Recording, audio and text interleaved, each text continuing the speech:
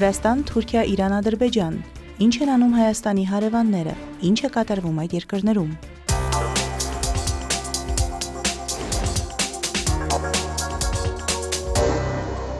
Լելո ուժեղ Վրաստան ընդդիմադիր կուսակցությունն առաջարկել է վերանվանել Անագլիայի խորջրյա նավահանգիստը, ըստ նրանց այն պետք է դառնա Միացյալ Նահանգների նախագահ Դոնալդ Թրամփի անվան նավահանգիստ։ Այս մասին հաղորդում են վրացական լրատվամիջոցները։ Լելոյի գլխավոր քարտուղար Իրակլի Կուպրաձեն հայտարարել է, որ նավահանգիստը, որի բաժնետոմսերի 49%-ը պատկանելու է Չին-Սինգապուրյան կոնսորցիումի, պետք է վերածվի դեպի արևմտյան աշխարհ Թրամփի ուղու Թրիփ դարպասի, ինչը ըստ նրա Վրաստանին կբերի անվտանգություն, արևմտյան ներդրումներ եւ տնտեսական բարգավաճում։ Թրամփի ուղին տրանսպորտային միջանցք է, որը Հայաստանի տարածքով Ադրբեջանը կապում է Նախիջևանի հետ։ Այն համաձայնեցվել է 2025 թվականի օգոստոսին ԱՄՆ նախագահ Դոնալդ Թրամփի մասնակցությամբ։ Խոսքը 40 կիլոմետրանոց հատվածի մասին է, որը ենթադրում է ճանապարհների եւ ենթակառուցվածքների շինարարություն եւ գտնվելու է Հայաստանի եւ Միացյալ Նահանգների կառավարման ներքո։ Իրակլի Կուպրաձեն նշել է, որ 2025 թվականի օգոստոսի 8-ի Միացյալ Նահանգների միջնորդությամբ Հայաստանի եւ Ադրբեջանի միջև ձեռք բերված համաձայնությունից հետո Կովկասում հայտնվել է կարևորագույն միջազգային տարանցիկ երթուղի։ Այս երթուղին չպետք է շրջանցի Վրաստանը, իսկ դրա իրականացումը հնարավոր է միայն Անագլիայի նավահանգստի կառուցման միջոցով, ինչը կդառնա Թրամփի ուղու տրամաբանական շարունակությունը։ Կուսակցությունում կարծում են, որ Անագլիայի նավահանգիստը մասշտաբային նախաձեռնություն է, որը լիովին համապատասխանում է Միացյալ Նահանգների եւ նախագահ Թրամփի վարչակազմի հայտարարած ռազմավարական առաջնահերթություններին, ուստի այն պետք է դարձնել իրականություն, նշել է Կուպրաձեն։ Վրաստանի վարչապետ Իրակլի Կոբախիձեն շնորհավորել է Պետեր Մադյարին եւ նրա կուսակցությանը Հունգարիայի խորհրդարանական ընտրություններում տարած հաղթանակի կապակցությամբ։ Կառավարության ղեկավարի խոսքով Վրաստանը եւ Հունգարիան կապված են բարեկամության եւ գործընկերության երկար պատմությամբ, որը անշուշտ կշարունակվի։ Վրաց ժողովրդի եւ Վրաստանի կառավարության անունից շնորհավորում եմ Պետեր Մադյարին եւ նրա կուսակցությանը Հունգարիայի խորհրդարանական ընտրություններում տարած հաղթանակի կապակցությամբ։ Շնորհակալություն եմ հայտնում Վիկտոր Օրբանին եւ նրա թիմին, Վրաստանի եւ Վրաց ժողովրդի ազգային շահերին տարիների ընթացքում ցուցաբերած ակնառու անսասան աջակցության համար։ Վրաստանը եւ Հունգարիան կապված են բարեկամության եւ գործընկերության երկար պատմությամբ, որը անշուշտ կշարունակվի։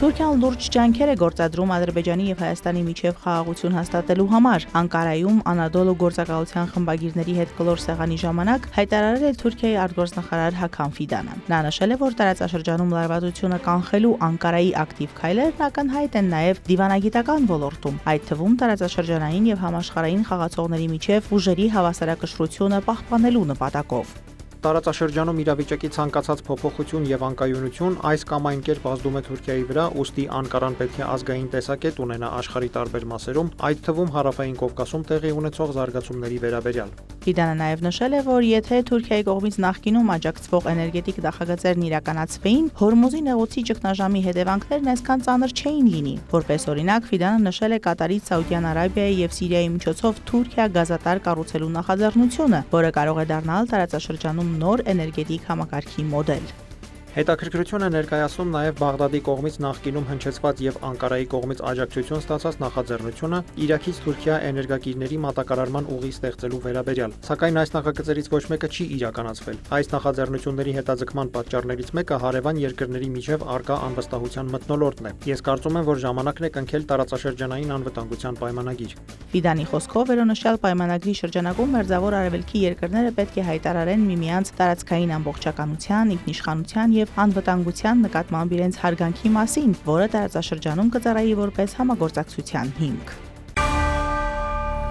Իսրայել-Թուրքիա լարվածությունն աճում է։ Բենյամին Նեթանյահուն հայտարարել է, որ Իսրայելն իր ղեկավարությամբ կշարունակի պայքարել Իրանի ահաբեկչական վարչակարգի եւ նրա խամաճիկների դեմ, ի տարբերություն Էրդողանի, որը հովանավորում է նրանց եւ կազմակերպում սեփական քրդական քաղաքացիների զանգվածային սպանությունները։ Թուրքիայի արտգործնախարարությունը հանդես է եկել պատասխան հայտարարությամբ։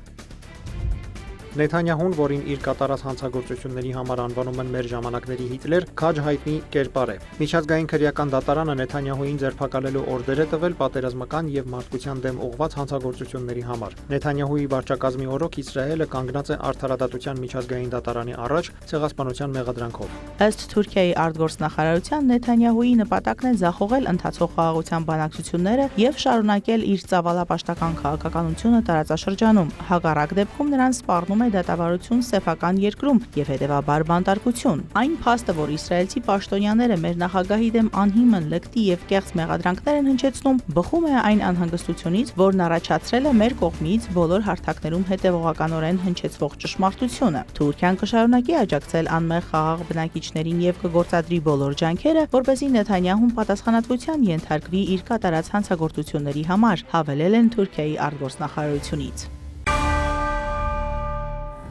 Թուրքիայի արտգործնախարար Հական Ֆիդանը հեռախոսազրույց է ունեցել իր պակիստանցի գործընկեր Մոհամմադ Իսակ Դարի հետ։ Այս մասին հայտնել են Թուրքիայի արտաքին գործերի նախարարության աղբյուրները։ Կողմերը քննարկել են Իսլամաբադում Միացյալ Նահանգների եւ Իրանի պատվիրակությունների միջև կայացած բանակցությունների արդյունքները։ Պաշտոնյաները գնահատել են բանակցողների կողմից իրենց խորհրդակցությունների ընթացքում առաջարկված մոտեցումները եւ քննարկել բանակցային գործընթացի հետագա քայլերը։ Հիշեցնենք, որ Պակիստանի միջնորդությամբ Իրանի եւ Միացյալ Նահանգների միջև բանակցություններն ավարտվել են առանց համաձայնության։ Այս մասին հայտարարել է Միացյալ Նահանգների փոխնախագահ Ջեյդի Վենսը եզրափակիչ մամուլի ասուլիսում։ Թուրքիան սպասում է զուգահեռ պետություն ՖԵՏՕ ահաբեկչական կազմակերպության 2707 կողմնակիցների արտահանձնմանը 119 երկրից։ Այս մասին հայտարարել է Թուրքիայի արդարադատության նախարար Աքին Գյուրլեքը։ Ըստ Թուրքիայի արդարադատության նախարարության, վերջին տարիներին ՖԵՏՕ ահաբեկիչների արտահանձնման ամենամեծ թվով հարցումներն ուղարկվել են Միացյալ Նահանգներ ու Եվրամիության 11 երկիր։ Անկարան Միացյալ Նահանգներից խնդրել է արտահանձնել գյուլենական կառույցների 423 անդամի, Գերմանիայից 746-ի, Ֆրանսիայից 57-ի, Մեծ Բրիտանիայից 81-ի, Նիդերլանդներից 217-ի, Բելգիայից 140-ի, Շվեյցարիայից 91-ի, Հունաստանից 133-ի։ Սակայն ՖԵՏՕ-ի ոչ մի անդամ չի հանձնվել Անկարային։ Չնայած Թուրքիայի եւ արևմտյան երկրների միջև դատական համագործակցության համաձայնագրերի գոյությանը, նրանք նույնպես հետաքննություն չեն սկսել ՖԵՏՕ-ի անդամների նկատմամբ։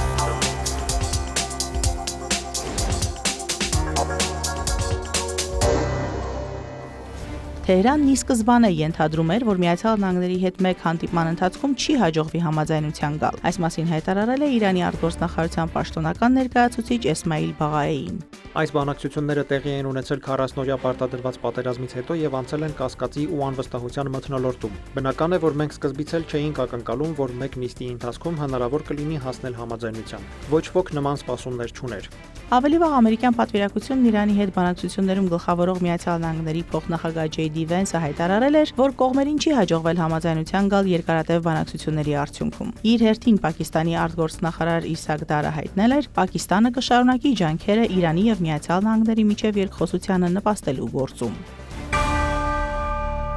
Միացյալ Նահանգների նախագահ Դոնալդ Թրամփը հայտարարել է, որ Միացյալ Նահանգների ռազմածովային ուժերը կսկսեն արգելափակել Հորմուզի նեղուց մտնել կամ դուրս գալ փորձող բոլոր նավերը։ Թրամփը նշել է, որ Իրանի ծովային շրջափակումը շուտով կսկսվի եւ այլ երկրներ կմիանան դրան։ Միացյալ Նահանգների նախագահը նաեւ հրամայել է ռազմածովային ուժերին նույնականացնել եւ կալանել միջազգային ջրերում գտնվող այն նավերը, որոնք Իրանին վճարում են նեղուցով անցնելու համար։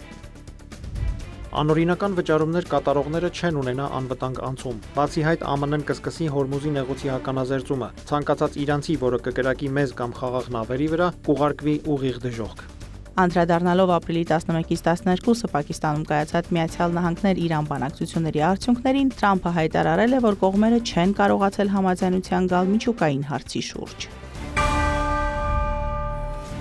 Իրանի նախագահ Մասուդ Փեզեշքյանը Ռուսաստանի նախագահ Վլադիմիր Պուտինի հետ հեռախոսազրույցի ընթացքում հայտարարել է, որ Միացյալ Նահանգների հետ հնարավոր համաձայնագիրն անհասանելի չէ, այսինքն տեսականորեն հնարավոր է հասնել դրան, եթե Դոնալդ Թրամփի վարչակազմը գործի միջազգային իրավունքի շրջանակներում։ Փեզեշքյանն արդարացի համաձայնության հասնելու գլխավոր խոչընդոտ է անվանել ամերիկյան կողմի երկակի ստանդարտներն ու հեգեմոնիզմը։ Նա ընդգծել է, որ Իրանը լիովին պատրաստ է հավասարակշռված եւ արդարացի համաձայնության հասնելուն, որը կերաշխավորի տարածաշրջանում կայուն խաղաղություն եւ անվտանգություն։ Պուտին-Փեզեշքյան հեռախոսազրույցը տեղի է ունեցել Իսլամաբադում Միացյալ Նահանգներ-Իրան բանակցություններից հետո։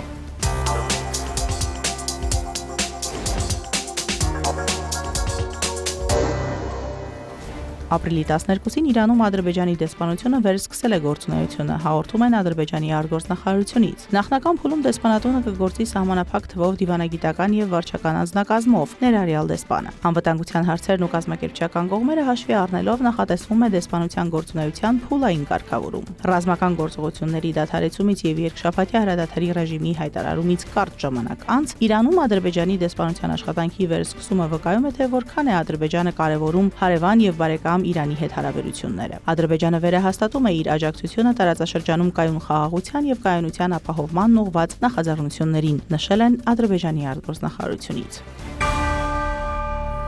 Ադրբեջանի սեյսմոլոգիական ծառայության կենտրոնը հայտնում է, որ Ադրբեջանի ափերի մոտ Կասպից ծովում 12 ժամվա ընթացքում երկրորդ նշանակալի երկրաշարժն է գրանցվել։ Նրանք հայտնել են, որ ապրիլի 12-ին Կասպից ծովում 74 կիլոմետր խորության վրա տեղի է ունեցել 3.3 մագնիտուդով երկրաշարժ։ Դրանից առաջ ցնցումներ են գրանցվել 18 կիլոմետր խորության վրա։ Երկրորդ երկրաշարժի ուժգնությունը կազմել է 4.6 մագնիտուդ։ Ադրբեջանական լրատվամիջոցները հայտնել են, որ երկրի հարավում գտնվող Լենքորան շրջանի բնակիչները զգացել են ցնցումները։ Ապրիլի 8-ին եւ 9-ին երկրի ափերի մոտ տեղի է ունեցել 6 երկրաշարժ 3.3-ից մինչև 5.3 մագնիտուդով։ Մարոտ Հարվերդյան, հարևաններ։